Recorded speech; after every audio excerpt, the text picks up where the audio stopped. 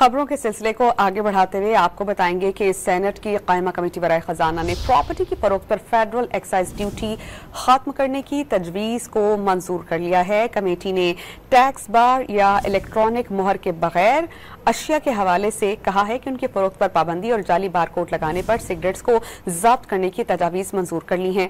वज़ीर खजाना ने मोहम्मद औरंगजेब ने कहा है कि टैक्स फ्रॉड की कोशिश पर गिरफ्तारी की तजवीज़ को बजट से निकाल दिया गया है। सेनेट की कायमा कमेटी बराए खजाना का इजलास सेनेटर सलीम मानरीवाला की ज़ेर सदारत पार्लियामेंट हाउस इस्लामाबाद में हुआ।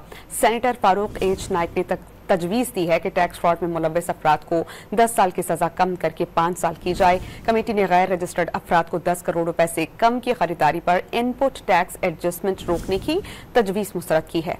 सेनेटर शिबली फराज ने कहा है कि फाटा और पाटा को टैक्स छूट का मकसद उस इलाके की तरक्की थी। फेडरल बोर्ड ऑफ रेवेन्यू ये बताए कि टैक्स छूट के क्या फायदे हुए हैं। सेनेटर अनूश रहमान ने कहा कि ई कॉमर्स के जरिए मुल्क में मकामी सतह पर रोजगार पैदा हुआ है।